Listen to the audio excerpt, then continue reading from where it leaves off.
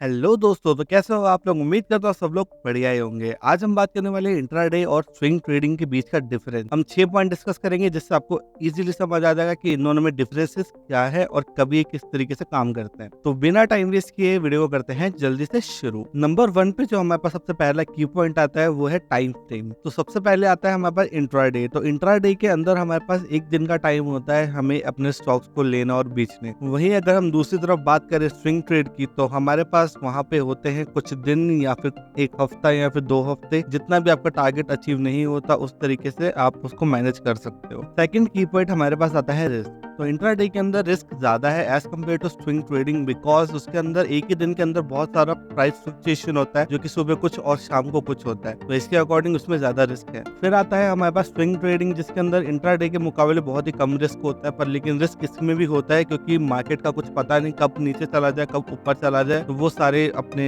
जितने भी buying orders और सेलिंग ऑर्डर्स के ऊपर डिपेंड होता है। तो अकॉर्डिंग टू दैट आप जितने भी 2-3 दिन होल्ड कर रहे हो या फिर एक हफ्ता होल्ड कर रहे हो ट्रेड को, तो उसके अकॉर्डिंग वो अपने रिस्क मैनेजमेंट के हिसाब से चलता है। थर्ड की पॉइंट हमारे पास आ जाता है रिवॉर्ड। इंट्राडे के अंदर हमें अच्छा खासा रिवॉर्ड्स देखने को मिल जाता है क्योंकि हमारे पास वहाँ पे लेवरेज का ऑप्शन मिल जाता है। आप वहाँ पे 5x तक की लेवरेज ले सकते हो इंडियन मार्केट के स्टॉक्स के अकॉर्डिंग। अदर हैंड अगर हम बात करें स्विंग ट्रेडिंग की, तो वहाँ पे हमारे रिवॉर्ड्स कम हो जाते हैं क्योंकि हमें वहाँ पे कोई लेवरेज नहीं मिलता है, क्योंकि हमें ऑलमोस्ट होल्ड करना पड़ता है 3 से 4 दिन या फिर एक हफ्ते के अकॉर्डिंग। तो वहाँ पे इतना टाइम तक कोई लेवरेज नहीं देता ब्रोकर, तो according to that Indian market में वहाँ पे रिवॉर्ड्स कम हो जाते हैं। फोर्थ की पॉइंट हमारे पास आ जाता है मार्केट एनालिसिस। इंट्राडे के अंदर हमें सबसे ज्यादा ध्यान रखना पड़ता है हमारी टेक्निकल एनालिसिस का, क्योंकि हमें शॉर्ट टर्म के चार्ट्स पे और जो हमारे चार्ट पैटर्न्स होते हैं उस पर ज्यादा ध्यान देता है, ताकि हम इजीली छोटे टाइम में अच्छा खासा टारगेट अचीव कर पाए। On other hand swing trading के अंदर हमें टेक्निकल एंड फंडामेंटल एनालिसिस दोनों पे ध्यान रखना पड़ता है, क्योंकि वहाँ पे चार्ट पैटर्न्स भी बहुत ज्यादा इंपॉर्टेंट है, प्लस अपने market situation, opportunities and news, ये तीनों चीजें बहुत ज्यादा इंपॉर्टेंट होती है अगर आप स्विंग ट्रेड में एंट्री कर रहे हो। तो हमारा नेक्स्ट की पॉइंट साइकोलॉजी है। तो साइकोलॉजी यहाँ पे इमोशंस की बात की जा रही है। इमोशंस आपको बहुत ज्यादा आप कंट्रोल करना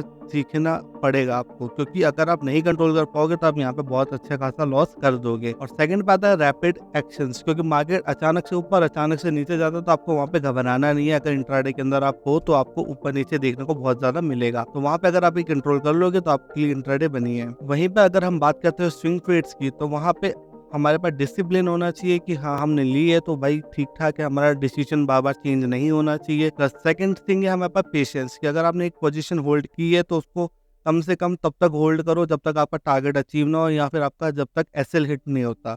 अगर आप बीच में ऊपर नीचे कर दोगे तो आपके अकॉर्डिंग फिर वो रिस्क मैनेजमेंट वगैरह सब बेकार हो जाएगा। नेक्स्ट की पॉइंट हमारे पास आता है कैपिटल का। तो आपको इंट्राडे के अंदर कम से कम कैपिटल में भी काम कर सकते हो, जैसे 40-50,000 या फिर 1 लाख के अकॉर्डिंग अगर आपके पास कैपिटल है तो आप थोड़ा बहुत 1-2% या फिर 5% के आसपास रिटर्न आप जनरेट कर सकते हो इंट्राडे ट्रेडिंग से, बिकॉज आपको आपका ब्रोकर लेवरेज भी वहाँ पे देता है। On other hand swing trade के अंदर आपको बहुत ज्यादा कैपिटल चाहिए एज कम्पेयर टू इंट्राडे। अगर आप वहाँ पे 1 लाख से ट्रेड कर रहे हो इंट्राडे के अंदर, तो आपको स्विंग ट्रेड के अंदर 2.5 से 3 लाख रुपए की जरूरत पड़ सकती है, क्योंकि वहाँ पे आपको कोई लेवरेज नहीं मिलती है। सेकंड, आपको पोजीशन भी काफी टाइम के लिए होल्ड करनी पड़ती है, प्लस इसके जो अप और डाउन आते हैं वो बहुत धीरे धीरे आते हैं, तो आपको उसके अकॉर्डिंग कैपिटल हाई चाहिए स्विंग ट्रेडिंग के अंदर। हमारा लास्ट की पॉइंट है टाइम कमिटमेंट। तो इंट्राडे के अंदर अगर आप हो और आपको टाइम के अकॉर्डिंग जानना है तो आपको फुल टाइम देना पड़ेगा। अगर आप सुबह ट्रेड लेके बैठे हो तो आपको शाम तक, जब तक आपकी ट्रेड एग्जिट नहीं होती, आपको मॉनिटर से हिलना नहीं है। अगर आप मॉनिटर से इधर उधर होते हो, बीच में कोई अच्छा खासा मूव आ गया तो आपको लॉस हो सकता है, तो इसके अंदर आपको फुल टाइम देना पड़ेगा जब तक आप ट्रेड के अंदर हो। On other hand swing trading के अंदर आपको